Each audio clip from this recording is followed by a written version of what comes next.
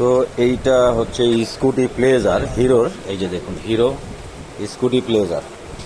এই স্কুটিটি আসলে অ্যাক্সিডেন্ট করেছে। অ্যাক্সিডেন্ট করার ফলে যেটা হয়েছে দেখুন অনেকগুলোই ক্ষতি হয়েছে। সামনের এই যে ফ্রন্টের যে সামনের যে পার্টটা থাকে এইটা টোটালি পুরো সাইডটাই দেখুন, এই পুরো সাইডটা ভেঙে গেছে। এমনকি ভিতরের দিকে যে ব্যাটারি থাকে ব্যাটারিও পর্যন্ত ফেটে গেছে, মানে ভেঙে গেছে ব্যাটারি সাইডটা। ব্যাটারি চেঞ্জ করতে হবে, এই সামনের এই পুরো সাইডটা চেঞ্জ করতে হবে, এবং পাশাপাশি এই পাশের যে টুল বক্সের যে সাইড ভিতরেরটা এই যে এই সাইড পুরোটাই এই পুরোটাই চেঞ্জ করতে হবে, নতুন লাগাতে হবে। এমনকি নিচের পার্ট, এখানে উপরের একটা পার্ট, তারপর হচ্ছে যে এখানে হেডলাইটের উপরে এইখানে যে পার্টটা এই যে এইটাও ভেঙে গেছে, এই যে দেখুন।